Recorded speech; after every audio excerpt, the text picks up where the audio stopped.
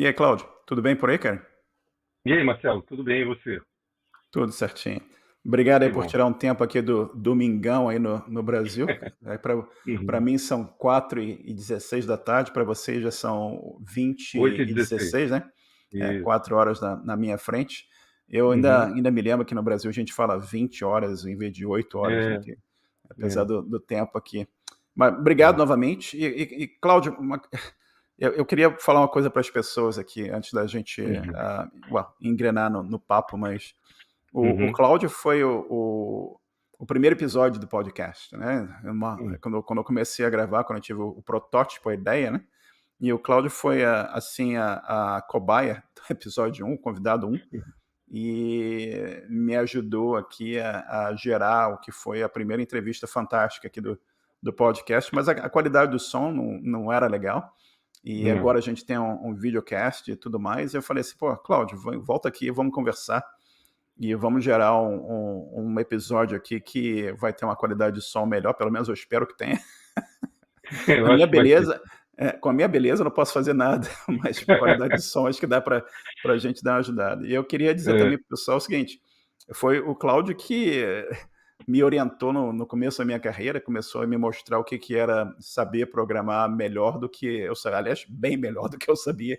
Então, graças ao Cláudio, sim. eu engrenei nessa carreira. E o Cláudio é meu amigo, meu padrinho de casamento, e a gente se conhece aqui há quase 40 anos, né, cara? Mas a Sim, gente por aí. continua com 20, 22 anos, né? Mas É. Cláudio, conta pra gente, o que você está fazendo hoje em dia? O que é a tua ocupação principal? O que você anda fazendo? Antes de mais nada, eu queria agradecer a nova oportunidade de poder colaborar com esse material fantástico que você está gerando aí, esse banco de dados, áudio e agora audiovisual, né, com entrevistados com histórias riquíssimas, né, que são exemplos incríveis, cara. Eu tenho escutado todos, a cada hora que você lança cada hora é uma informação nova, é um aprendizado novo, uma turma incrível aí de entrevistados. E para mim é uma satisfação imensa poder estar participando desse grupo, né, de pessoas que estão colaborando com a nossa comunidade aí de programadores. Bom, atualmente eu estou numa empresa do ramo de óleo e gás, uma empresa holandesa, né, que tem um braço aqui no Brasil, e a unidade do Brasil é quase que um benchmark mundial dela, devido ao nosso tamanho geográfico, devido à nossa pluralidade de climas, de culturas, enfim, tanta coisa aqui que acontece que a gente tem sempre bons exemplos para dar para a holding, né? E, inclusive, até o que acontece muito lá são remanejamentos internos, e vários profissionais do Brasil são convidados a trabalharem em unidades de outros países dessa empresa, né? Que Então, bacana. a nossa expertise aqui, pela grandiosidade do Brasil, não só geográfica, como também cultural e de clima, influencia muito em a gente ter uma criatividade maior, né, nas soluções que a gente precisa aplicar. E atualmente eu trabalho numa área que se chama inteligência. Essa área ela é responsável por é, receber as informações transacionais da empresa, né, as informações contábeis, as faturas, inclusive os dados também dos fornecedores, enfim, e trazer essas informações, compilar essas informações e torná-las de uma forma mais gerencial para consumo, né? Então, agregando, traduzindo, adequando as informações para que elas sejam mais palatáveis um nível gerencial para cima. Então, é uma área que trabalha muito com banco de dados, é uma área que atualmente ela tem dois tipos de oferta de consumo de dados, que são informações visualizadas pelo Power BI, que a gente tem lá a suíte Power da Microsoft, né? Power Apps, Power BI, Power Builder, enfim. E a gente tem um outro canal de consumo de dados também, que são os cubos multidimensionais da Hyperion, usando a engine que a gente, do S-Base. E eu trabalho nesse meio termo aí, né, recebendo as informações transacionais e trabalhando essas informações para que elas fiquem num formato mais interessante para esse tipo de consumo. Muito legal, Cláudio. Muito, muito, muito Uhum, bacana. Mas vamos voltar no passado, como eu sempre falo aqui para meus convidados. uhum. Vamos lá para os primórdios da tua carreira. Como é que a computação, como é que o computador apareceu na tua vida? Você lembra como é que foi que você teve assim a exposição inicial à computação e computadores em geral? É, lembro. Naquela época, a gente não tinha o cenário que a gente tem hoje, né? Hoje em dia, um garoto de 6 anos já mexe no iPad, né? E então a gente tinha um distanciamento do computador imenso, né? Porque o que a gente tinha era um computador de grande porte em grandes empresas como bancos, seguradoras, né? O microcomputador existia na época, mas era uma coisa assim muito precária, né? Com muitas limitações e devido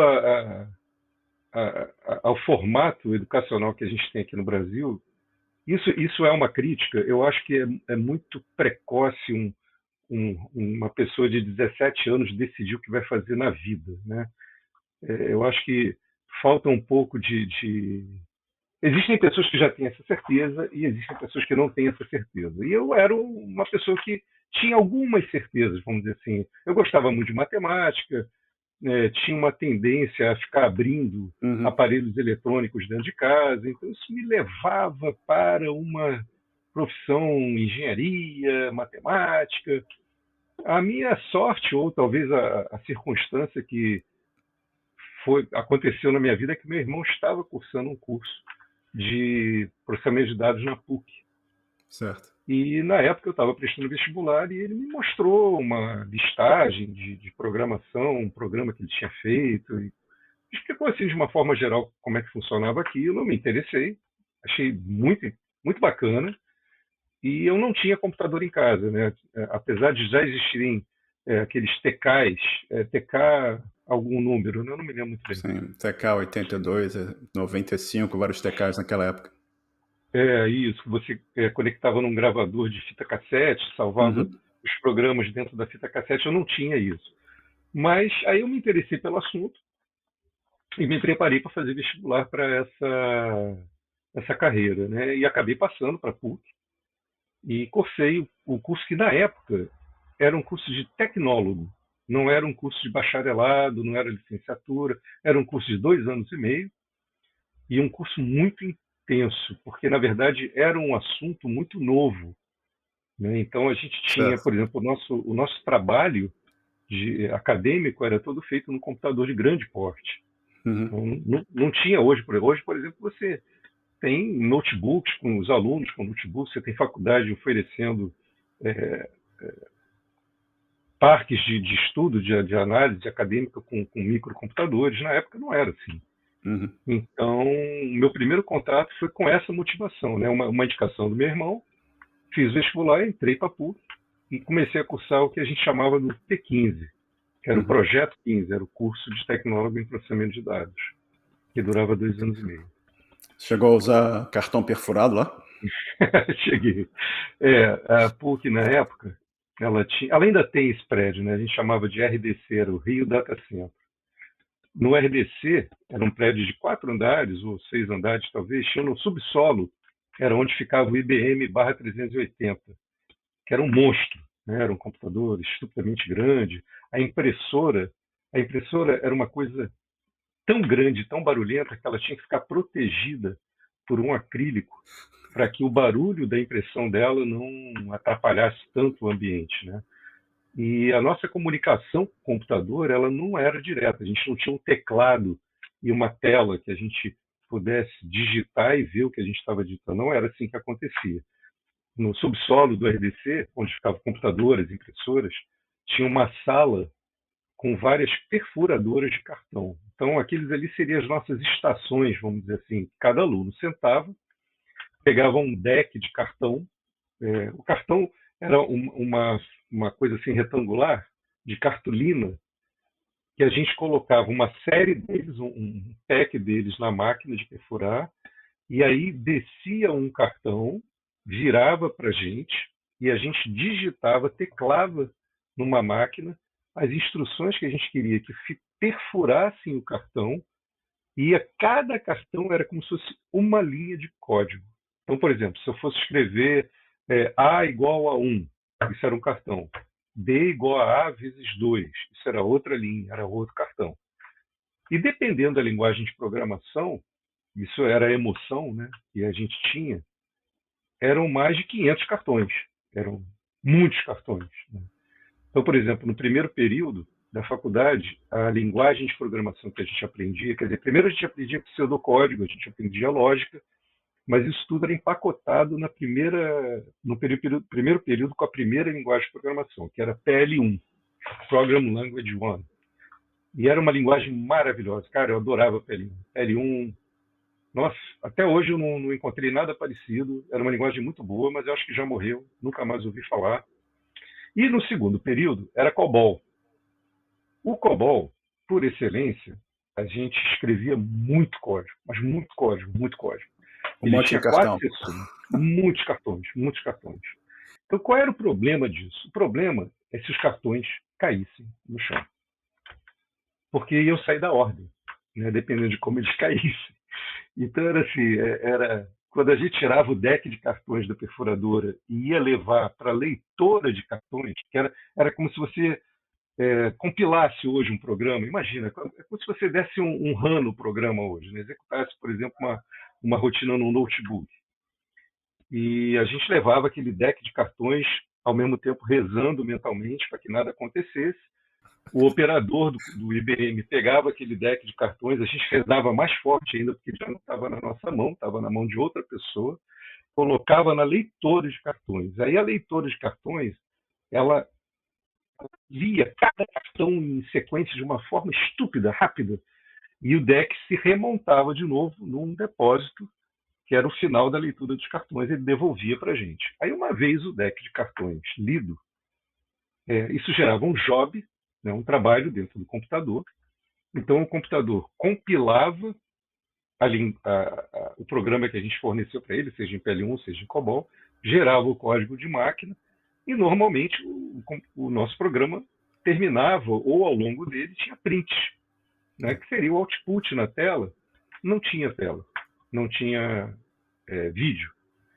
E o output, então, era num papel. Impressora. E aí o papel era um papel larguíssimo, assim, de 132 colunas, numa impressora que não era laser nem nada, a impressora montava uma linha completa e martelava o papel com uma faixa de tinta entre o martelo e o papel. Aí saía aquele papel com remalinas do lado, né? E a gente pegava depois num escaninho o output do nosso programa. E aí a gente conferia a listagem para ver se o output estava correto. Aí tinha mais duas emoções aí nessa hora. A primeira foi a emoção de digitar, levar sem cair no chão. Ok.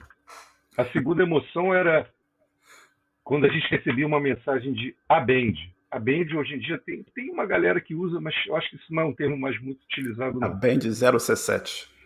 Pois é, era o abnormal end, ou seja, término anormal do programa. Por algum comando errado, por alguma instrução que não fazia sentido.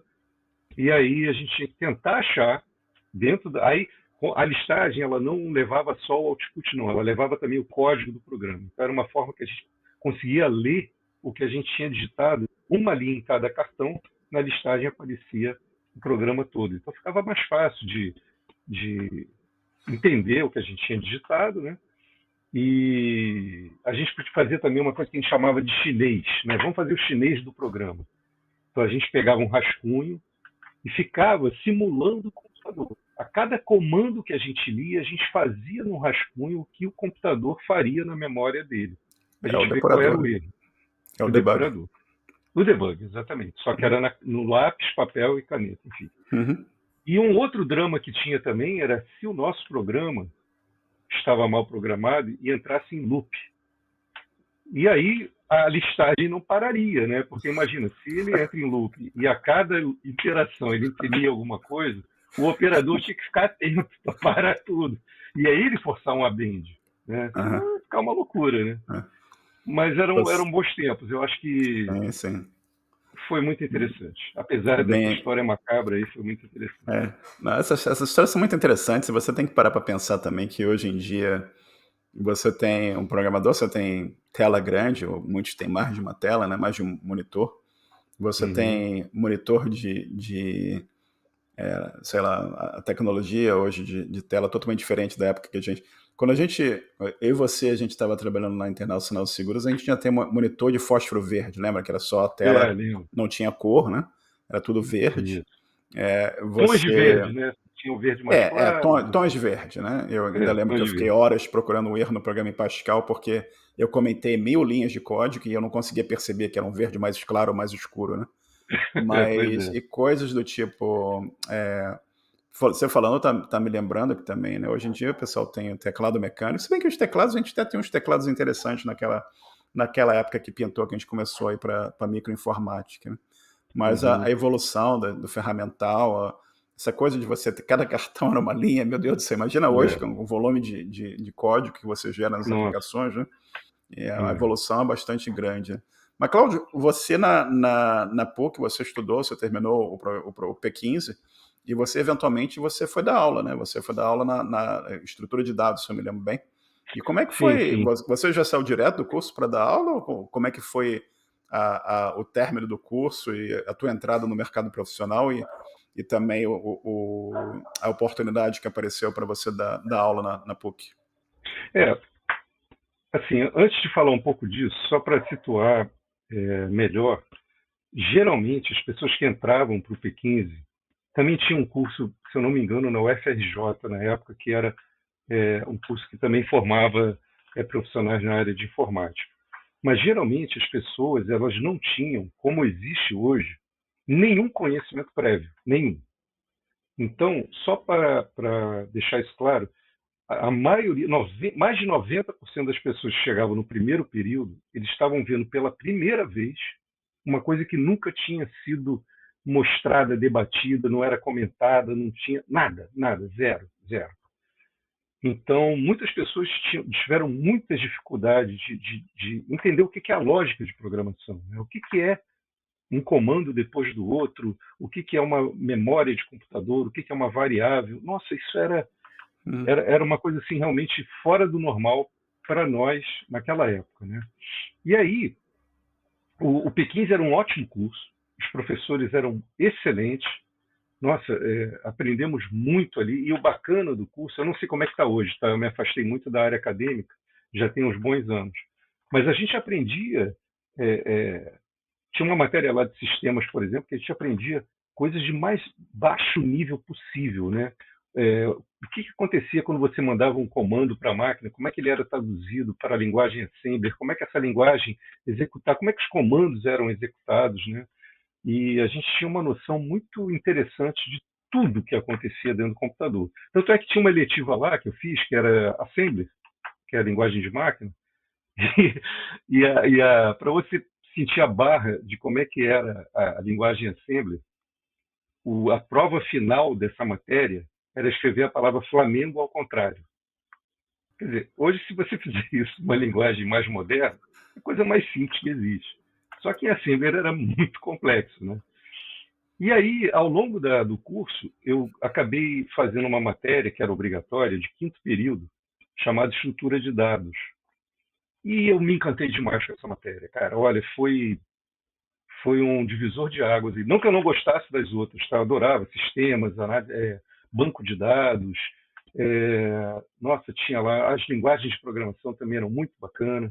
Mas de estrutura de dados foi uma coisa assim que mudou minha vida, né? E eu estudava muito, inclusive eu chegava na aula já tendo estudado a matéria que seria daquela aula, de tão legal que eu achei essa matéria, né? E acabei sendo convidado para ser monitor dessa cadeira, assim que terminou, eu passei nota máxima nela, o professor me chamou para ser monitor, e aí num determinado momento aconteceu aquilo que o universo, né, conspira, acontece, a gente chama às vezes de sorte, mas eu acho que não foi sorte não, eu acho que as coisas acontecem quando tem que acontecer mesmo. a cadeira de estrutura de dados, ela passou para o terceiro período ou segundo período, se não me engano, acho que foi segundo período. Então, durante um tempo, ela ia existir no quinto período e no segundo período. Então, teriam várias turmas de estrutura de dados até que a última turma do quinto período acabasse e ficaria só no segundo período. E eu estava me formando. Nesse momento exato, eu estava me formando. E aí o professor de estrutura de dados me convidou para dar aula. Olha, a gente está precisando de braço aqui. Sensacional. E você... aí fui eu e mais 2 amigos do grupo, né, que eu tinha, e mais um restante da galera que a gente se conhecia lá também. Foi uma turma, uma equipe muito bacana, cara. Nossa, olha, pessoas assim inteligentíssimas, eu aprendi muito nessa época. E aí eu me formei com 21 anos e comecei a dar aula assim que eu me formei, porque inclusive eu nem sabia que isso ia acontecer, tá? Eu me formei, aí 2 amigos meus de faculdade falaram assim, pô, vamos começar a correr depois do trabalho? Ah, vamos começar a correr depois do trabalho. Como é que a gente faz? Ah, a gente se encontra com você, eu morava na usina da Tijuca, aqui no Rio de Janeiro tem um bairro que fica próximo à Floresta da Tijuca. Uhum. Aí a gente combinava assim, ó, quando der umas 7 horas da noite, a gente já tinha voltado do trabalho, né? A gente se encontra lá e sobe o Alto da Boa Vista correndo. Durou 2 semanas, porque o professor de estrutura me ligou e disse, olha, a gente está precisando de gente para dar aula, começa agora em agosto. E à noite? Aí, à noite, era noite, o curso era à noite. As aulas começavam, tinha 2 turmas, uma de 6 às 8 e uma de 8 às 10, e eram 3 vezes por semana, segunda, quarta e sexta. E aí eu comecei a dar aula, cara, eu não parei mais, fiquei 9 anos dando aula na PUC. Quando diminuiu a quantidade de turmas pelo término do quinto período, né, eu continuei e foi um dos melhores momentos profissionais da minha vida. Mas a gente pode deixar isso para mais adiante aí. Não sei se eu respondi a sua pergunta. Respondeu sim. Depois eu vou perguntar do livro. Você escreveu um livro com esse pessoal da Ah, PUC sim, também, sim, né? é verdade. Sobre Então eu estrutura de posso até dados. engatilhar isso agora. Estamos no tempo, né? Essa equipe de professores, a gente teve a ideia de escrever um livro sobre estrutura de dados, né? E nós nos juntamos, éramos 5 escrevendo o livro, e lançamos o livro. Agora, curiosidade que nós lançamos o livro, e um período depois nós paramos de dar aula, muitos de nós, né? E a gente nunca teve a chance de aplicar em sala de aula 100% do livro que a gente tinha escrito, mas coisas da vida, né? Porque o livro demorou muito a maturar e até ser impresso, publicado, etc. Mas ficou um trabalho muito bacana, muito bacana. Aí uma coisa importante também, essa carreira de tecnólogo de processamento de dados, ela tinha uma característica muito diferenciada na época, porque era uma carreira que permitia você cedo já começasse a estagiar. Diferente, por exemplo, de uma carreira de um engenheiro ou de um médico, né? Isso eram os comparativos que a gente fazia na época. Tá? Então, com 18 anos, já no segundo período, eu já estava começando a estagiar, e no terceiro eu já estava estagiando, já tinha sido contratado, e aí não era mais estágio, já era funcionário. Quer dizer, é tudo muito precoce. Então, com 21 anos de idade, eu já tinha chegado no topo do que era a carreira de tecnólogo em processamento de dados, que naquela época era analista de sistemas, que a gente falava, né? Não existia o que a gente chama hoje de carreira em Y. Então, por exemplo, hoje a gente tem algumas camadas a mais, né? Depois do analista, a gente tem o especialista, e aí do especialista ele pode seguir uma carreira em Y, ou continua na área tecnológica, ou vai para a área administrativa. Vai ser um gerente, por exemplo, um coordenador, vai lidar mais com pessoas do que com a tecnologia propriamente dita, né? Então, foi uma coisa que na época eu fiquei até um pouco preocupado, porque eu falei, caramba, eu sou tão novo e parou, né? Não tinha mais o que seguir. Aí a moda na época era, não, vamos fazer uma faculdade de administração para que a gente possa ser gerente. Então, eu falei, cara, eu não vou fazer faculdade de administração, não vou fazer. Eu preferi continuar dando aula, que era uma atividade que me falava mais ao coração, do que fazer uma nova faculdade. Né? Então eu tive que fazer uma opção, foi uma alternativa. E você deu aula por 9 anos, que você falou, né? 9 anos na PUC. Foi, Bacana, foi uma bacana experiência demais. fantástica. Bacana Nossa, demais. muito bacana, muito bacana. Mas nesse mesmo tempo que você foi dar aula, você também foi para a carreira de analista, né? A gente trabalhou lá na Autodata. Sim, Como é que foi essa, sim. essa tua entrada para a área de programação, análise de sistema? Como é que foi essa tua entrada? Que você mencionou estágio, mas como é que pintou assim a tua primeira oportunidade para você trabalhar ou como analista ou analista programador? Tinha esse cargo também, analista programador, lembra disso? Analista programador, Ah, tinha, tinha. É muito interessante, é porque ficava um limbo, né? Tinha o cara que isso. só programava, e aí É, quando ele começava a ganhar uma senioridade, ele também conversava com o usuário para saber o que o usuário queria e programava. Então ele passava a é, ser um analista programador. E pois é. tinha um analista que, em tese, também programava, tá? Mas conversava mais com o usuário, fazia entrevistas, coisa e tal, para poder traduzir o Uhum. desejo do usuário para bits e bytes, né? Enfim. O meu primeiro estágio, cara, foi aos 18 anos. Meu irmão trabalhava na Bolsa de Valores do Rio de Janeiro na época, conhecia uma galera de lá que tinha uma sociedade, eram 6 sócios, que tinha uma software house. Essa figura, essa entidade não existe mais. Tá? Então, a software house era uma empresa que criava programas em computador, vendia para particulares, para empresas, enfim. E essa software house ela tinha um sistema de open market, que era um sistema que dava apoio àquelas pessoas que faziam investimento na bolsa de valores na época. E aí eu consegui um estágio aí. Então, eram 6 sócios e eles só podiam ir lá à noite, porque esses sócios trabalhavam nas suas empresas, eles eram empregados de outras empresas, eram amigos que tinham juntado essa software house.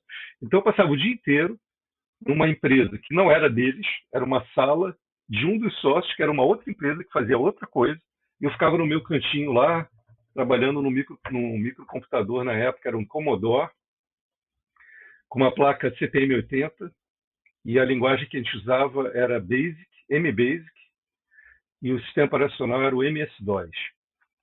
Aí chegava numa hora da tarde, tinha lá um Twilight Zone da vida, que eles chegavam na empresa, a empresa estava fechando, eu tinha que ficar mais uns minutinhos para poder ter contato com eles. Mas eu aprendi muito nessa empresa. Olha, foi um estágio, cara, para mim caiu do céu esse estágio aí. Porque aconteceu uma coisa muito interessante, cara. Eles tinham um software básico, a gente chamava de software básico, que fazia acesso aos arquivos de dados em disco com um algoritmo de árvore binária de busca, que era um assunto que era dado na cadeira de Estrutura de estrutura dados. de dados. É. Uhum. E aí eu pude ver aquela teoria toda que eu tive na prática, em Basic. Cara, foi assim, nossa, foi muito bom. Foi muito bom. Eu aprendi muito lá, passei algum tempo lá, né? Enfim, foi uma experiência sensacional. E E aí depois, cara, eu nem me lembro mais para onde eu fui depois, mas eu já passei por alguns outros lugares, né, antes de virar consultor, porque aí começou a aparecer a figura do consultor de informática, né? Mas eu fui funcionário de várias empresas, como analista programador, como analista. Eu trabalhei numa empresa de exportadora de café, também foi muito interessante trabalhar lá. Eu trabalhei numa outra software house, que foi onde a gente se conheceu, como é que é o nome? Data. Não estou te ouvindo. Está me ouvindo? Eu acho que é um Eu pouquinho. falei mute aqui, Autodata. Ah, Autodata, é isso. É. Depois eu fui para a Internacional de Seguros, mas na Uhum. Internacional de Seguros eu fui 2 vezes, uma como estagiário e depois outra como analista. Ah, é? É, eu tinha ido antes para lá como estagiário, saí e depois voltei como analista. Foi muito bom trabalhar na Internacional de Seguros também. Sim, foi Foi ótimo. depois da Autodata. É. É. Nós fomos para lá. Eu, você e o Rubens, E lembra disso? a É. gente foi junto, isso Aliás, mesmo. você mencionou que trabalhou numa empresa de exportadora de café para. Você bebe café? Para quem é da área de TI, é meio perigoso Bebo. trabalhar em empresa de café. Bebo. Inclusive lá eu aprendi a tomar café sem açúcar, porque era uma heresia você adoçar o café. Só É. que na época eu tive muita dificuldade de me adaptar a isso. Confesso que anos depois é que eu conseguia passar a tomar café sem açúcar. Hoje em dia eu tomo café sem açúcar e foi a melhor É. escolha que eu fiz para tomar café. Porque aí você descobre que o café é muito ruim ou o café é muito bom. Na verdade, Interessante. quem toma café com açúcar, toma açúcar com café. Né? E aí todo É. café é bom. Vai. É. Eu não bebo café. Todo mundo, toda É, vez que eu falo que eu não bebo café, a pessoa fala, não, você trabalha com TI, não bebe café? Não, pois é, não bebo, nunca não bebo. bebi, não gosto. Eu como chá de vez em quando, mas não é o meu É, negócio. ok. Mas Uhum. fala para mim, eventualmente você virou consultor, né? Você entrou, como é que foi trabalhar como consultor? Que tipo de oportunidades e que tipo de aprendizados isso trouxe na tua carreira também? Isso foi uma mudança muito interessante na minha vida. Nessa época, eu trabalhava na cultura inglesa, no departamento de informática da cultura inglesa, né? E, inclusive, foi na cultura. Eu fiquei 9 anos na cultura inglesa. Na cultura inglesa foi onde eu tive contato com o Windows pela primeira vez, né? Todo Caramba. mundo usava MS-DOS, cada Uhum. um com a sua estação. E aí estava sendo lançado o Windows 3.11 na época, que era o Windows que tinha rede. Você podia conectar vários computadores numa mesma rede. E aí a gente fez uma experiência, acabamos trazendo o Windows para substituir o Microsoft DOS. O Microsoft DOS era mono-usuário, o Windows tinha a figura do multi-usuário, multitarefa. Então, Uhum. foi uma revolução incrível ali, incrível, incrível. Processos que eram executados num computador MS-DOS só podia executar um processo por vez. Quando a gente instalou o Windows, a gente abria várias janelas DOS numa mesma tela do Windows e Uhum. conseguia paralelizar processos que Processo. rodavam antes em DOS. A gente usava na época a Uhum. linguagem Clipper. Certo. E aí, quando o Windows entrou de vez, a gente começou a usar a linguagem Visual Basic, e Uhum. aí a gente formatava telas já com a carinha do Windows, né? Botões, checkbox, combo box, Uhum. enfim, essas coisas todas. E aí, a cultura inglesa foi comprada por um grupo, por uma empresa. Uhum. Porque até aquele momento, a cultura inglesa era toda gerenciada, administrada e presidida por professoras, né, que tinham chegado num determinado patamar de maturidade que levavam a empresa. Então, ela tinha um Certo. aspecto de gerenciamento muito acadêmico, mas funcionava bem. Uhum. Isso não era o problema, não. Só que essa empresa que comprou a cultura inglesa, ela terceirizou tudo. Só não Uhum. terceirizou o, ao lado acadêmico. Né? Então, ela terceirizou a área de TI. Uhum. E aí ficaram 3 funcionários de TI e uma Caramba. consultoria entrou para tomar conta. Uhum. E eu fui escolhido para não ficar. Só Uhum. que nessa época, as coisas não acontecem por acaso, né? Muito curioso isso. Antes disso acontecer, a gente estava implementando, isso era uma coisa pioneira na época, quase não existia isso. A Uhum. gente estava implementando um banco de dados multidimensional. E o software que a gente usava se chamava Maestro. Uhum. E quando aí a gente puxou uma consultoria, né, para nos ajudar nessa demanda, né? E eu fui o escolhido para ser a interface entre o nosso banco de dados e o que seria mostrado no Maestro. Então, Certo. o consultor dizia: olha, eu preciso desses dados de todas as filiais, de todos os professores, de todos os alunos, de todas as matérias, seja lá o que for. E aí eu fazia o select, fazia as views no banco de dados, fornecia para ele. E esse cara, que estava prestando serviço lá como consultor, gostou muito do meu trabalho.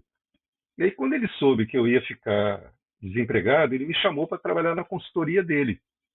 E aí eu passei a ser consultor de informática, e não mais. Incrível, incrível. É, é. E aí a minha vida mudou, porque o Uhum. consultor ele tem uma atividade bastante diferente do funcionário da empresa, que hoje em dia a gente Sim. chama de cliente. Né? Então, eu fiquei Uhum. durante 20 anos como consultor. Então, eu pulava de cliente para cliente, cheguei a trabalhar fora do Rio. Certo. Enfim, foi uma experiência bacana. Uhum. Aprendi muita coisa, inclusive. Aí foi a primeira vez que eu tive contato com a S-Base, Uhum. que é a engine que trabalha com bancos de dados multidimensionais. Certo. E viajei, conheci clientes diferentes, tive ótimos clientes. Nossa, cara, foi muito interessante. Só tinha um problema nessa história toda. O meu perfil, ele é um perfil de uma pessoa que gosta de ter sua própria mesa, seu computador, seu cantinho. E o consultor não tem isso. O consultor, hoje ele está Uhum. aqui, amanhã ele está lá, e Sim. muda tudo, e agora ele está no cliente, daqui a pouco ele não está mais. Então, Uhum. assim, eu acho que todas as coisas têm o lado bom e o lado ruim, né? Eu não diria nem Com que seja certeza. ruim. Tem o lado que a gente precisa se adaptar, né? Que vai ser o Uhum. desafio, e tem o lado que a Lado, gente está na zona de conforto. lado Mas, diferente. mas foi muito bom. Foi muito boa essa É. época. Ô, É. Cláudio, antes de eu te Hum, perguntar de banco de dados multidimensional, deixa eu te perguntar uma coisa que eu estava lembrando aqui. Que em uhum, determinado momento, quando eu comecei lá a trabalhar contigo, eu estava programando em Basic e a gente montou uma. Na época não tinha uma funcionalidade assim para entrada de dados, né? Então a gente uhum. criou o que na época seria uma framework. E logo Isso. depois veio o Turbo Pascal. E a gente reescreveu aquele framework, que era tudo para entrada de dados. Você criava telas e, tipo, definia como é que aquela tela ia, eu executava aquele programa, ele mostrava aquela tela e tinha um framework controlando aquelas entradas de dados e ia passando aquilo para o programa. Né? É interessante Uhum, pensar nisso e voltar na história daquilo que isso tem, sabe, 30 e tantos anos e ver hoje em dia hum, frameworks de JavaScript fazendo coisas meio é, semelhantes àquilo, né? Mas é. é sempre interessante ver como essas coisas evoluem. Você falando também, eu estava pensando nos cartões perfurados. Imagina você pegar esses bancos de dados que você usa hoje, com a complexidade dessas aplicações, a quantidade de código que você tem nessas aplicações. Imagina a quantidade de cartão perfurado que isso ia gerar. Então É. ia faltar árvore, né? Para gerar Pois papel para é. fazer cartão perfurado. Mas É, conta um pouquinho para a gente o que é um banco de dados multidimensional, como é que isso funciona? Dá uma orientaçãozinha para a nossa audiência sobre o tópico. é interessante, porque a gente não aprendeu isso na faculdade. Na época a gente não tinha essa matéria, né? Nós tínhamos a matéria de banco de dados, mas a matéria ensinava basicamente o banco de dados relacional, que é um banco de dados com linhas e colunas. Isso é o padrão que a gente tem aí. O banco de dados multidimensional, ele vem trazer mais do que duas dimensões para o jogo. Então você tem o que a gente chama de indicador de métrica, ou seja, aquele valor que a gente quer ver em algum momento para consultar, para consumir, e em torno daquele valor a gente tem as dimensões, também é uma outra palavra ligada a esse ramo, que são os atributos que a gente pode associar àquele valor. Então, por exemplo, se eu fosse pegar a cultura inglesa ou qualquer outra entidade de ensino, né? Então, vamos dizer que eu tenho assim a frequência do aluno, se ele foi ou não foi naquele dia. Essa frequência ela está ligada ao aluno, essa frequência está ligada à filial onde o aluno estuda, essa frequência pode estar ligada à região geográfica onde o aluno estuda, essa frequência está ligada a uma data, a um mês, a um ano. Então, eu começo a ter uma variação de possibilidades de consultar essa informação que não é apenas uma só ou duas. São três, quatro, cinco, seis, sete informações. Uma ferramenta que a gente tem hoje que parece muito com esse tipo de consumo de dados é a tabela dinâmica do Excel. Então, você consegue ter os valores mostrados e os atributos que batizam esse valor, que se relacionam com esse valor, tanto no topo da página, filtrando o que vai, como você quer ver aquele valor, como também nas linhas, mostrando os detalhes daqueles valores ali. Então, o S-Base, que era uma ferramenta da época, que não era a única, mas era uma das poucas, porque isso ainda estava muito incipiente naquele momento. Né? E o S-Base é uma ferramenta que existe até hoje. A empresa foi comprada pela Oracle e é muito poderoso, mas muito poderoso mesmo. Anos depois, a Microsoft lançou o Analysis Services para competir com o S-Base, mas eu cheguei a trabalhar com Analysis Services, mas eu acho que não fez muito sucesso, não. O S-Base, eu pude comparar um com o outro, e o S-Base realmente era muito mais potente. Então, o banco de dados multidimensional ele vai permitir ao consumidor dos dados ter uma gama de visualização muito diversificada, inclusive na forma até de agregar o número. Né? Então, por exemplo, eu tenho um cliente que é ligado a uma filial, que é ligado a uma regional, que é ligado a uma unidade, então eu consigo ver qual é o valor total dessa unidade, qual é o valor total dessa região. E eu consigo fazer uma jogada de visualizações incríveis.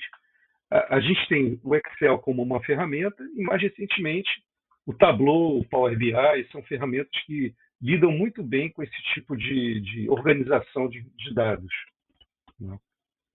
E se eu não me engano, rapaz, eu arriscaria dizer, eu já li isso em algum lugar na internet, que a engine que o SBase utiliza para armazenar as informações internamente, né, no mais baixo nível, também é uma estrutura de dados que a gente viu na faculdade, que é a árvore B. A árvore B é uma estrutura incrível, incrível, incrível. Ela se auto-organiza, ela está sempre no melhor estado dela. É claro que você, às vezes, precisa passar uma reestruturação para jogar fora as áreas livres para deixá-la mais enxuta, né? Mas é uma estrutura de dados incrível. E eu acho que o SBase usa a árvore B como matéria-prima para armazenamento dos dados dele. E você tinha B Plus também, não tinha? Você está me Tinha B+. trazendo. Você está me É. trazendo lembranças aqui de coisas que estavam assim armazenadas nas camadas mais inferiores de memória aqui, cara. Mas é Uma coisa que eu sensacional. acho bacana na nossa geração, Marcelo, sabe?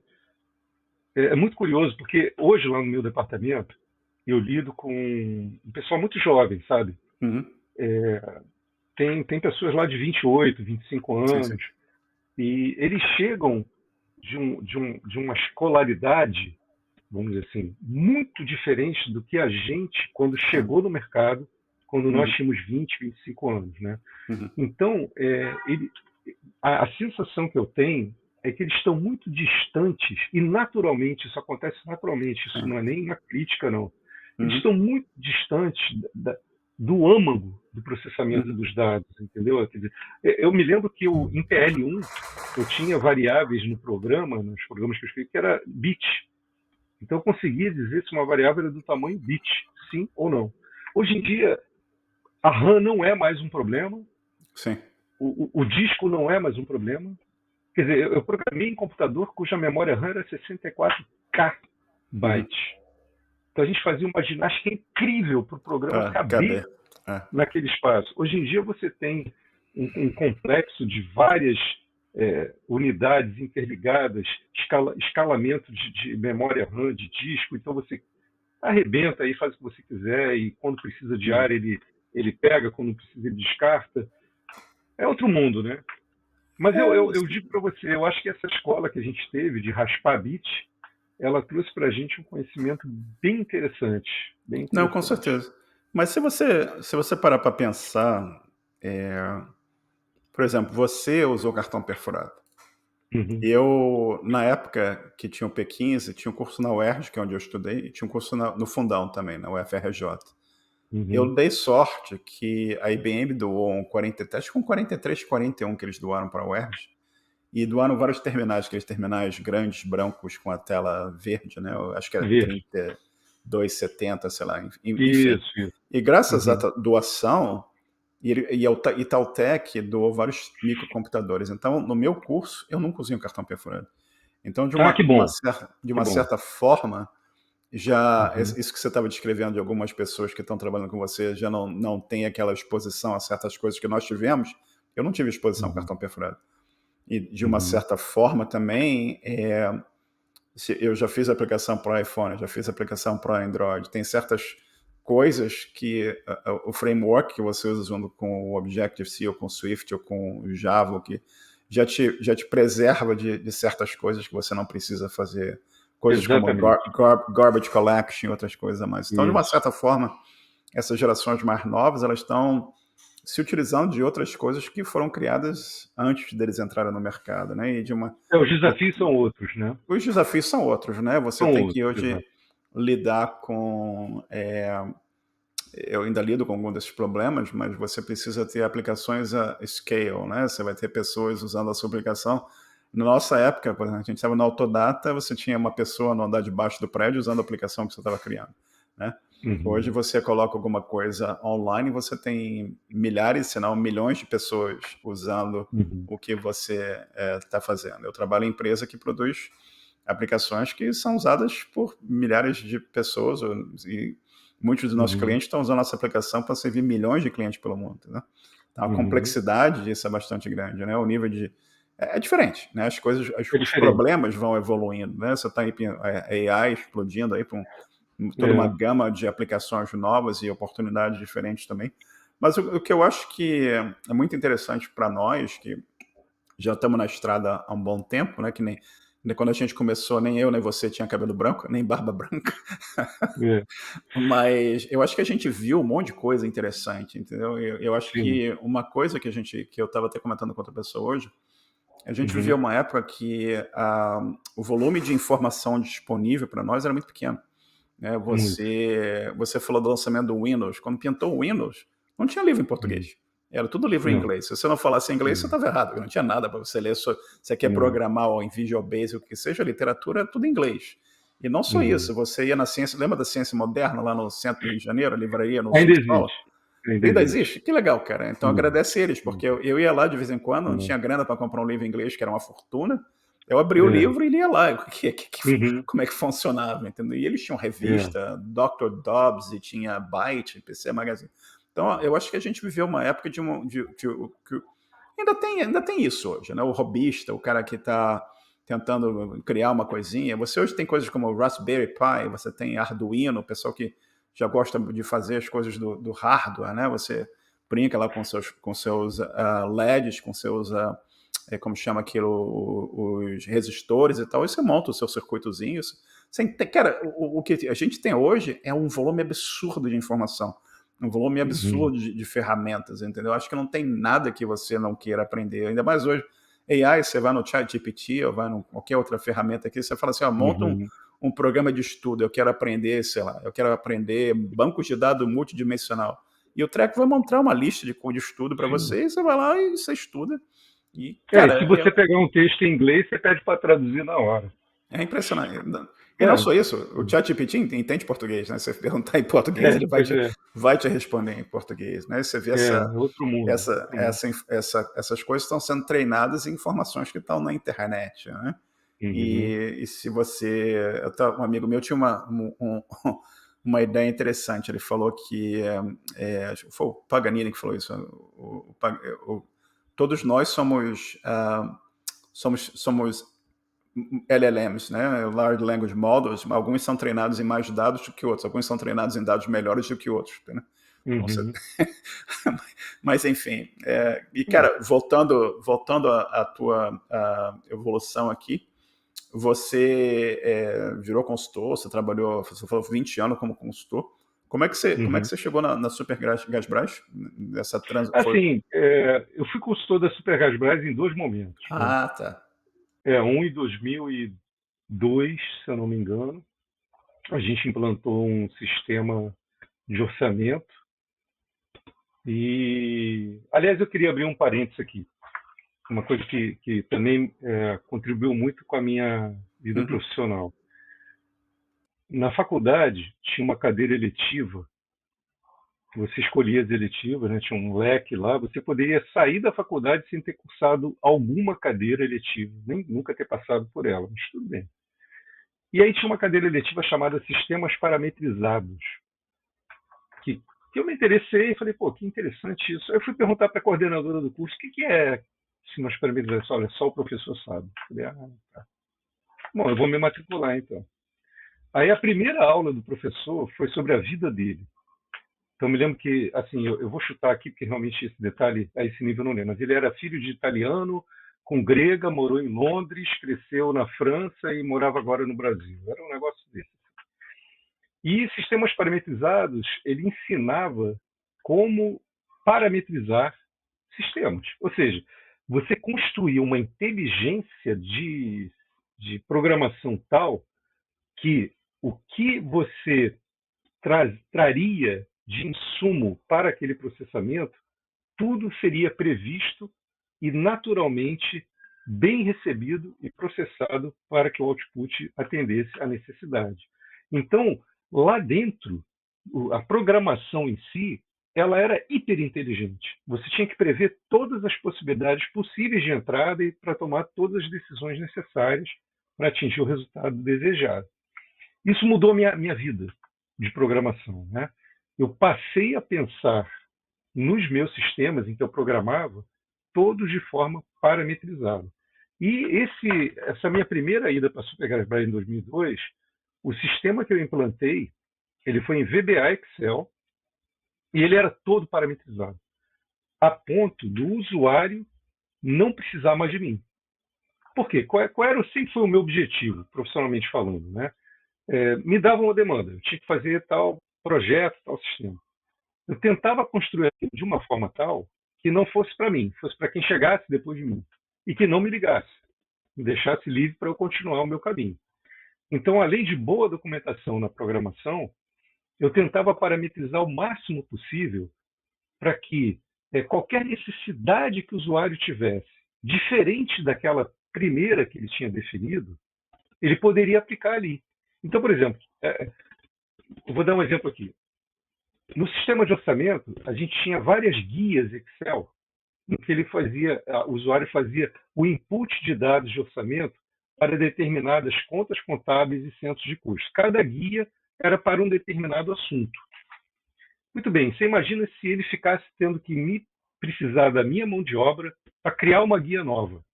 Olha, surgiu um centro de custo novo, a gente tem aqui o elenco de contas contábeis, eu preciso de uma tela nova aqui. Eu não queria isso para mim, né? Então, o que eu fiz? Eu fiz uma planilha que gerava guias. Então, nessa planilha, não era uma interface desumana, muito pelo contrário, era uma interface humanizada.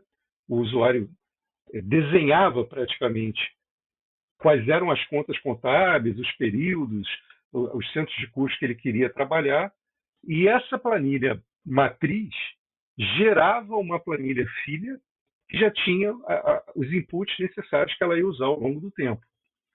E isso funcionou durante muito tempo. Eu saí de lá, a consultoria acabou e nunca entraram em contato, o que para mim é um sinal de sucesso, né? E então essa técnica de parametrização hoje para mim é uma constante, sempre foi desde então, né? Até hoje eu uso esse preceito, né? esse princípio. E aí eu voltei para lá em 2007. E aí eu fiquei 9 anos, nossa, esse número me persegue. Eu fiquei 9 anos na Super Gás como consultor, trabalhando na área de informações gerenciais.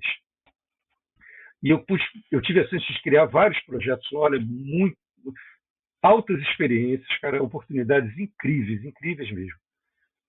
E aí, em 2019, eu volto para lá como funcionário. E qual é a primeira tarefa que eu tenho? Da manutenção num projeto que eu desenvolvi em 2008. Mas foi muito bacana, porque eu olhei para aquilo assim, nossa, como está bem programado, isso está tudo documentado. Hoje era legado. Mal sabia eu que eu estava programando para mim mesmo no futuro, né? Então foi um de volta para o futuro aí, fantástico. Agradecer ao Cláudio do passado. Foi uma cápsula do tempo aí. Estava dando manutenção no legado que você criou 9 anos antes. Pois rapaz. Nossa, olha, esse mundo é muito curioso, né? Bacana demais, cara. Isso é sensacional. Foi muito legal. Isso é incrível, cara. Ô, Cláudio, a gente sempre conversa sobre... A gente está falando aqui sobre a evolução do profissional e tudo mais. E você tocou brevemente no assunto, mas eu sei que você teve a oportunidade desde jovem de aprender inglês, você trabalhou na cultura inglesa e tudo mais.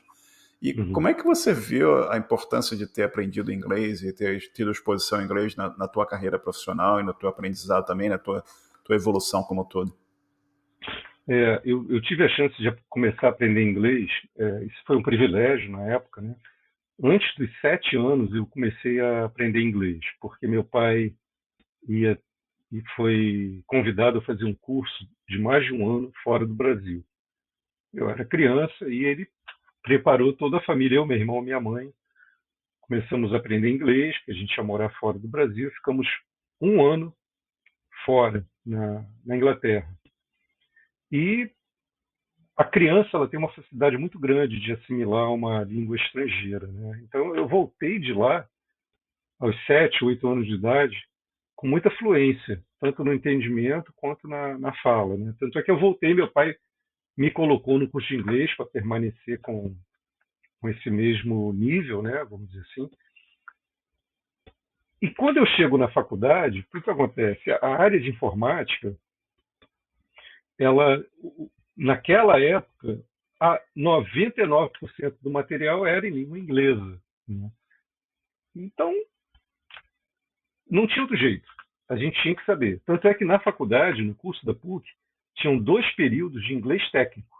Ou seja, era um inglês, mas voltado para a informática. Então, a gente lia textos técnicos, fazia interpretação, entendimento do texto, etc.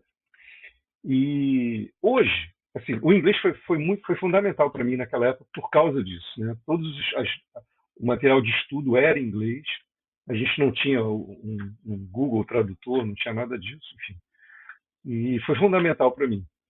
E, inclusive, eu tive a experiência de lidar com amigos meus de faculdade, na mesma sala, que tinham uma dificuldade imensa no inglês, não tinham tido a oportunidade que eu tive. E eu percebia o quanto eles tiveram que se esforçar para poder ganhar um certo conforto na carreira de informática, tendo esse gap de entendimento da língua inglesa, né? Agora, se eu for transportar para o momento atual, eu entendo, Marcelo, o seguinte: a tradução de qualquer material escrito, ela está facilitada para entendimento. Você pode Com certeza.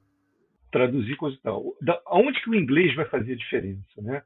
No skill humano, né? De você conversar com alguém, entender alguém falando, assistir uma palestra, fazer uma entrevista.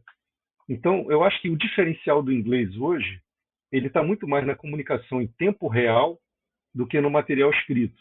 O material escrito já não é mais o problema. E eu acho que isso faz toda a diferença, ainda mais que hoje o mundo ele não se resume à cidade onde você mora, ao estado onde você mora, né? Hoje o mundo ele tá em tempo real, com tudo acontecendo ao mesmo tempo. Você hoje está sabendo que aconteceu alguma coisa no Japão agora. Sim. Então, de repente, você está vendo a televisão, vem uma notícia: acabou de acontecer um terremoto no Japão. Isso era impossível há 30, 40 anos atrás. Não existia essa rapidez, enfim. Então, a língua inglesa, por questões econômicas, né, foi a língua eleita para ser a língua comum entre povos, entre nações. E eu acho fundamental, cara, porque não importa para o país que você vá.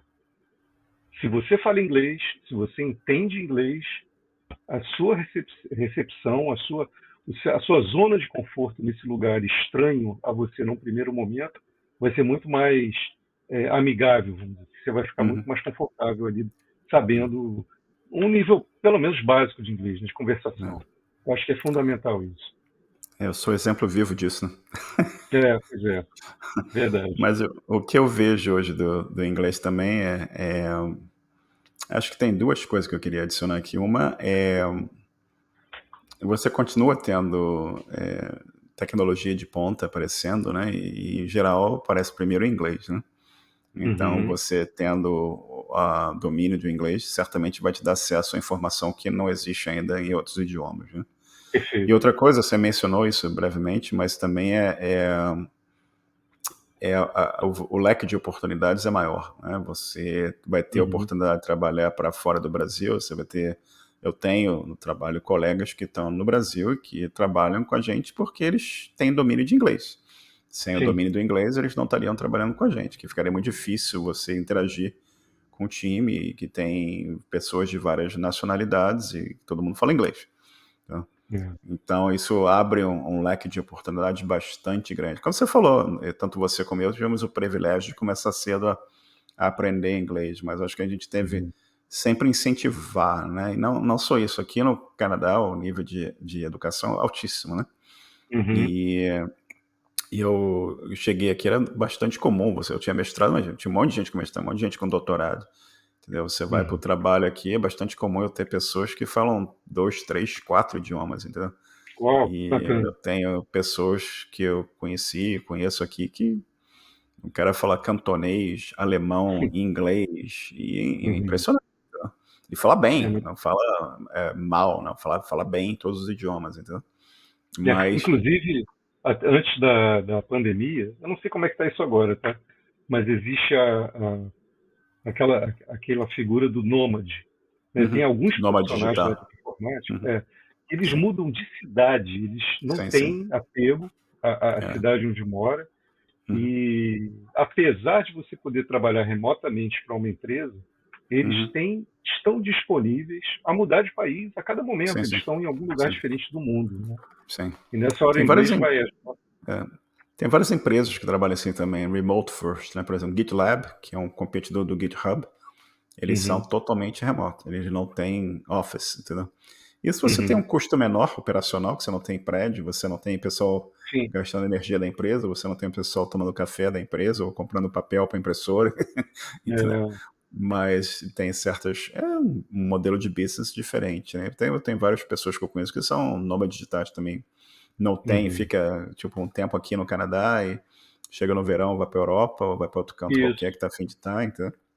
isso. E eu mesmo trabalho 100% remoto, né? Eu tô Uhum. baseado aqui no momento, mas eu tô, quem sabe onde eu vou estar no ano que vem ou daqui sei lá Pois quando, é. entendeu? Isso eu acho uma É. coisa bem interessante também. Agora, Uhum. Cláudio, a gente falou Sim, de tecnologia, a gente foi lá do cartão perfurado para o banco de sim. dados multidimensional, uma evolução brutal, né? E tem Uhum. algum tipo de tecnologia que você não trabalha ou não tenha trabalhado e que você eventualmente gostaria, quem sabe, um dia trabalhar? Então, tem. A Supergás Baixo está implementando, nesses últimos anos tem sido feito um trabalho bastante intenso nesse sentido, com ciência de dados. E essa é um viés da nossa área que me interessa muito. E ela está abrindo oportunidades, né, para amadurecer, crescer mais ainda esse departamento, que está dentro do departamento que eu trabalho, inclusive, trabalho no departamento de inteligência. Então, Certo. eu tô pegando um momento da empresa que está em plena transição. Não é uma Uhum. transição rápida. É, por acaso, pelo meu background, né, pelo meu passado, eu Uhum. estou atuando mais do que a gente chama lá de mundo velho, Uhum. porque apesar dele estar ainda vigorando, ele é chamado de mundo velho porque o mundo novo, que é um mundo que trabalha com ciência de dados e o Azure da Microsoft, enfim, ele ainda é necessário, né? Ele é o coração da coisa no dia a dia. Uhum. E em algum momento ele vai acabar. Vai haver o chaveamento e os processos do mundo velho, os dados do mundo velho já vão estar migrados para o mundo novo. Então, eu acho que uma coisa que me chama muito a atenção hoje é esse novo campo de trabalho, né? Eu Uhum. tenho pouco conhecimento, já fiz alguns cursos, mas assim não me considero um sênior Certo. nesse nesse mundo de ciência de dados. Mas é bem interessante, é bem Uhum. interessante. Legal. Isso é É, bacana. E vamos aguardar aqui a próxima gravação do podcast. A gente tem que combinar quando você já estiver expandindo nesse setor aí. vamos ver o que vai É, acontecer. próxima gravação. A gente levou o quê? Hoje, esse episódio aqui vai ser o 84. Então, a gente levou 84 episódios para regravar você em vídeo agora, né? Esse foi o Pois é. episódio 1. E Cláudio, por falar em episódios Hum, passados, e falar no passado, uhum.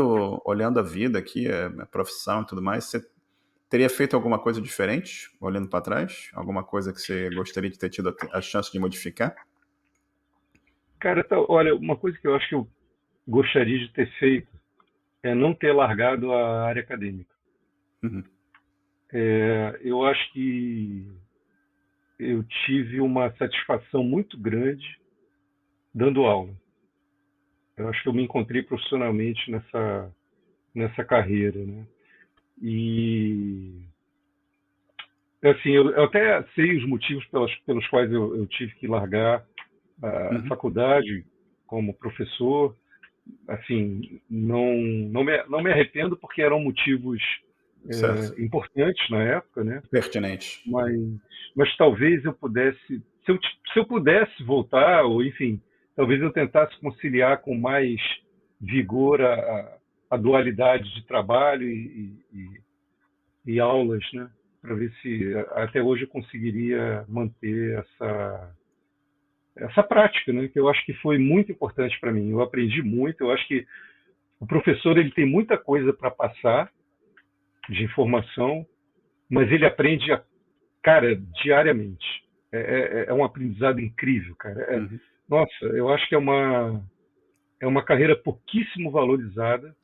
E aí Uhum. eu não falo só de professor de faculdade, não. Eu falo de qualquer instância de Sim, professorado. sim. E é uma profissão riquíssima. Mas, olha, tão importante, cara. Mas tão importante. A gente tá com a forma, a coisa está se formando ali, né? A cabeça do aluno, o que você está passando, as informações, a forma como você passa, o que você julga certo, o que você julga errado, o que, que é opinião sua, o que, que não é opinião, o que, que é fato. Então, você poder ter sempre essa claridade, né, de troca de informações. E a cada aula, a gente é gozado que a gente se preparava, eu me preparava para a aula mentalmente, imaginando um elenco de dúvidas que eu acho que aquela matéria poderia suscitar. Uhum. Então eu ia mais ou menos preparado. Né? Tipo, pô, essa matéria tem essa dificuldade nesse ponto, talvez alguém pergunte sobre isso. Eu nunca sugeria a dúvida, eu dava a matéria e deixava as cabeças fervilhando para ver o que, que vinha por aí. E era impressionante como apareciam dúvidas que eu não tinha pensado antes, sabe? E isso é muito bacana, entendeu? Quer dizer, eu tive alunos que, para algumas questões, alguns algoritmos que a gente passava como desafio, eu tive assim, alguns alunos que tinham soluções incríveis, mas tão incríveis, Uhum. que passaram a ser incorporadas à matéria, Bacana, porque eram cara. situações. Cara, enfim, se hoje eu pudesse voltar atrás, eu acho que eu tentaria permanecer com essa cadeira, com essa profissão. Bem, Seria mais Cláudio, ou menos por acho que aí. É. acho que no próximo episódio que a gente gravar, você vai estar falando sobre o seu retorno à área acadêmica e também sobre a sua entrada na área de ciência de dados aqui. A gente já tem a pauta para a próxima entrevista aqui, cara. Talvez, talvez. Já tá montada a pauta já. Mas, É, cara, você. A gente conversou aqui sobre história, carreira, entendeu? Coisas que uhum. você fez e coisas que você gostaria de fazer. E, olhando o pessoal que está começando hoje, que tipo de recomendação você teria para essas pessoas? É, cara, assim, como eu te falei, eu estou trabalhando com pessoas novas, né, lá no trabalho e tal. Eu até vejo já um pouco desse perfil em ação. Olha, eu acho que assim, na verdade, eu não vou aqui sugerir nada técnico, porque não adianta sugerir técnicas. As coisas mudam muito rápido na informática, Com né? certeza, com certeza. Muito, muito rápido, mas muito rápido. Então, não adianta eu falar sobre uma linguagem, falar sobre um determinado método. E isso aí a gente pode até equiparar à vida, né? Se a gente for Uhum, pensar, a vida da gente ela muda de uma forma incrível, né? A única coisa certa é a mudança, né? Já se diz por aí. Então, que tipo de sugestão que a gente pode fazer? É uma sugestão que ela pode se adaptar a qualquer situação que você venha a passar na profissão, né? Então, assim, a primeira coisa que eu acho que a gente pode sugerir aqui seria sempre muita humildade, né? Não se julgue, porque você sabe muito uma coisa, é, entenda que você vai ter sempre muito a aprender, né? Então, acho que a humildade é sempre um viés assim fundamental. Praticar muito a escuta ativa, ou seja, alguém está te passando alguma informação, escuta aquilo, mesmo que você já saiba.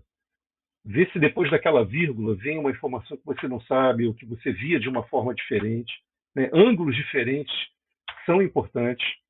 Mesmo que você saiba muito um assunto, deixa uma pessoa falar sobre esse assunto. Deixa ela dar a visão dela, né? Uma outra coisa também que me ajudou muito na minha vida profissional foi que todo o material que eu produzi, seja ele documentacional, seja ele alguma rotina, algum programa, algum sistema, algum projeto, seja lá o que for, eu nunca fiz para mim, né? Sempre, tudo que eu fiz, tudo que eu produzi, que foi criação minha, eu sempre pensava em quem iria me substituir depois daquilo. E sempre com aquele viés. É, eu quero poder sair dessa situação e seguir o meu caminho sem manter nada preso aqui. Então, eu tentava ser o mais claro possível, sem ser prolixo, porque a prolixidade também ela atrapalha muito. Mas eu tentava sempre produzir algum material que a pessoa que chegasse, ela já traria o desconforto de uhum. não conhecer, né? Então a minha proposta era minimizar ao máximo aquele desconforto do cheguei agora, como é que é isso? Então eu tentava gerar sempre um material, e tento até hoje, isso é uma prática minha, tentar gerar o máximo possível de um conforto para quem está chegando e nunca viu aquilo. Certo. Que, que meia dúzia de palavras iam só rechear a passagem de conhecimento necessária para que a pessoa pudesse assimilar. Então, assim, sempre trabalhe de uma forma que aquilo vai seguir. A gente não é eterno, a gente não está ali para sempre. O que a gente faz é um legado. Pessoas vão trabalhar com isso no segundo momento. Então, e você não vai estar mais ali. E que bom que você não vai estar mais ali. Que bom que você está seguindo o seu caminho, que você está evoluindo. E a vida é assim mesmo, né? Então, eu acho que são duas sugestões que, para mim, me ajudam muito no meu dia a dia. Até hoje eu pratico isso, tá? Então, por exemplo, você vê, a informática ela tem uma característica de sempre trazer muitas novidades. Nesse tempo que eu estou hoje, eu estou com uma possibilidade de aprender uma coisa que eu nem imaginava que eu tivesse a necessidade de aprender. Então é uma coisa que está mudando toda hora. A gente é Sim, sim. sempre um aprendiz. A gente Sim. nunca sabe tudo. Hoje em dia tem um garoto lá trabalhando comigo de 28 anos que sabe desse assunto, nossa, muito mais que eu. E ele tem muito para me ensinar. Então, cara, é isso, Uhum. entendeu? A idade Sensacional. cronológica, ela não é parâmetro para Uhum. determinadas situações, e tudo que a gente for gerar, tudo que a gente for produzir, tudo que for nosso legado, que seja sempre visando quem vem depois. Eu acho que isso Uhum. daí é importante pra caramba, cara. E manter. Hoje em dia isso está muito mais em voga do que no nosso tempo, tá, Marcelo? Eu acho que antigamente, se você era um bom técnico, você estava bem na fita. Hoje eu acho que os soft skills eles têm muito mais importância do que os hard skills. Os hard Uhum. skills são bons, são necessários, ok. Mas o bom relacionamento com a equipe, com os subordinados, com os superiores, você Sim. ter uma boa inteligência emocional, trabalhar Uhum. esse lado em paralelo, como se tornar uma pessoa melhor, como se tornar uma pessoa Com suave, certeza. afável, comunicativa. Eu acho que, apesar da gente lidar com máquinas o tempo todo, com linguagens de programação, esses skills, eles são, hoje em dia, muito mais visados numa entrevista, por exemplo. Eu participo de algumas entrevistas lá.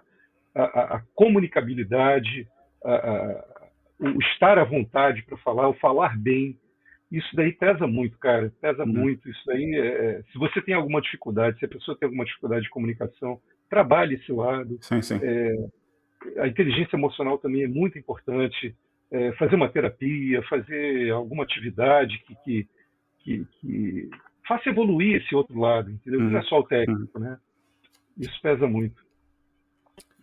Ô, Cláudio, Hum. cara, essas. Você falou uma coisa que a idade cronológica não quer Não é necessariamente determinante para dizer. algumas Exato, não é coisas. determinante. Isso é realmente uma coisa muito interessante aqui, cara. E Uhum. é coisa de a gente procurar ser melhor a cada dia, né? Que eu acho que a gente tem que sempre procurar ser melhor e tentar pensar também nos que estão vindo atrás. E Sim. tentar, de alguma certa forma, ajudar os outros sempre, né? Tentar ajudar os outros, acho que é o que motiva a gente, Sim. faz a gente se sentir feliz também. E, Uhum. cara, por falar em ajudar e dicas, você tem dicas de livro, de música, jogos, filmes, ou o que você gostar, o que você quiser compartilhar? Cara, em termos de livro, assim, eu sou bem eclético, tá? Tanto em música quanto em livro. Eu não tenho o hábito muito de ler livro técnico. Já tive muito na minha juventude, né?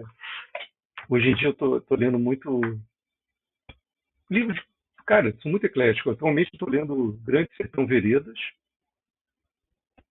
que não é uma leitura muito fácil, mas gosto muito de ficção científica, eu gosto muito de suspense, Agatha Christie, sou fã da Agatha Christie. Cara, eu li um livro há 2 anos atrás, que esse cara que eu achei fantástico o livro. E agora virou uma série na Apple TV. E para minha sorte, e eu digo para a sorte de todos os leitores desse livro, o roteirista da série é o autor do livro, o que torna a série muito mais interessante, Uhum. né? Chama Matéria Escura. Cara, esse livro é sensacional. Ele trabalha com uma teoria da física quântica E a série está sendo muito bem levada. Não digo que está 100% igual ao livro, porque toda a migração entre modais, né, livro para televisão, ou um filme para livro, enfim, tem suas adaptações, não dá para ser 100% a mesma coisa. Mas está muito bem adaptada, está muito bem levada. Assim, em termos de livro, cara, sei lá, eu gosto muito, eu sou muito eclético, não tenho assim uma preferência, né? Gosto de Agatha Christie, gosto de ficção científica, mas procuro também ler os clássicos brasileiros. E gosto muito de filosofia também, é uma coisa que eu me alimento semanalmente, eu tenho assino podcasts, né, sobre esse tipo de assunto. E filosofia, no caso, ela por si só, ela é eclética, né? Que a filosofia, ela traz todas as possibilidades possíveis de manifestação do ser humano, né? Como você ser um ser humano. Então, você tem vários pensadores aí ao longo dos séculos pensando sobre isso, trazendo cada um as suas opiniões, as suas visões. Então, isso me interessa muito. E espiritualidade também é um assunto que me interessa muito, tenho lido muito sobre isso. Mas filosofia realmente tem tomado mais o meu tempo. Em termos de jogos, cara, eu não jogo. Não... A minha geração, quando pegou jogos, era aquele jogo de Atari, né? Atari. Que, a bolinha batia aqui, batia aqui. Aí depois evoluiu lá pro River Raid e Space. Esqueci até o nome do jogo. Hoje em dia tem até um movimento retrô, né, que está trazendo essas coisas de volta. Mas eu não me dedico muito mais a esse tipo de atividade, não. Mais leitura, filme, livro mesmo, assim, séries, né? E ontem, sexta-feira, eu fui ver o Divertidamente 2, Inside Out, muito bom, vale muito a pena ver. Eu acho que traz bastante insights, apesar de ser uma animação infantil, não é nada disso, esquece, serve para adulto principalmente, porque tem uns insights ali bem interessantes. E é isso, assim, em termos de música, cara, música também sou muito eclético, gosto de música erudita, gosto de música popular. Chico Buarque fez 80 anos outro dia, então Caramba. Eu fico ouvindo rádio, todo mundo homenageando, tocando as músicas dele, eu sou fã desse cara, e tem músicas fantásticas, né? Gosto muito de Beethoven, de Bach, Gilberto Gil, Caetano Veloso. Nossa, cara, modéstia à parte. Não estou querendo aqui ser arrogante, mas a minha geração, ela pegou um momento cultural do Brasil que foi riquíssimo, cara, riquíssimo, mas uma coisa assim, nossa, impressionante. Então, assim, eu me sinto muito privilegiado de poder ter tido contato, né, com produções artísticas, como, por exemplo, do Milton Nascimento, do Vinícius Moraes, Chico, Gil, Caetano. Nossa, cara. E não foi só o Brasil, não, Cláudio. Foi toda uma época também. A gente pegou Queen, Beatles. A gente pegou Beatles, a gente pegou Rolling Stones ainda. A gente pegou... E hoje em dia eu não consigo ver. Eu tenho dificuldade, entendeu? E talvez as gerações mais novas aí tem certas coisas. De vez em quando aparece uma coisa interessante, como The Weeknd, que achei um cantor interessante, tem várias coisas interessantes. Mas eu acho que a gente viveu uma época muito mais rica musicalmente no mundo todo, não só no Brasil. O Brasil é uma época fantástica, né? E, Cláudio, alguma pergunta que eu não fiz e que você gostaria que eu tivesse feito? Cara, acho que não. Acho que a gente falou bastante. A gente cobriu várias etapas aí da vida, né? Vida profissional e a vida pessoal em paralelo a isso, mas acho que não. Acho que tá tudo bem coberto aqui, com certeza. Meu irmão, um prazer sempre falar contigo e agradeço enormemente aqui tu tirar esse tempo para conversar comigo e compartilhar muito das histórias que eu lembro, que eu tava junto. É verdade. E um privilégio ter compartilhado de muitas dessas aventuras com você. E privilégio ser seu amigo, seu irmão. E estamos aqui. Muito obrigado pelo teu tempo e tudo de bom. Pô, foi uma satisfação enorme, Marcelo, estar aqui de novo, recontando as histórias agora em audiovisual, né? Não só em áudio. Na próxima vai ser em holografia, né? A gente vai estar no mundo virtual. Não sei. Isso que aqui vai vem estar por tudo lá no aí. YouTube para a posteridade. O pessoal daqui, Pois sei lá, é, pois é. vai estar assistindo a gente, já vai ter virado fumaça, e o pessoal vai estar vendo isso aí e falou: Ih, o que esses caras estão falando aí? Cartão perfurado? O Rapaz, que olha, foi isso? Um vai ter que ter abração, até um Cláudio. tradutor. Valeu, meu Exato. amigo. Foi ótimo. Obrigado, um Vamos abraço. falar depois aqui. Aguenta um pouco aí, vou parar de gravar aqui, a gente fica com o papinho um pouco Tá aqui. bom. Aguenta aí. Valeu.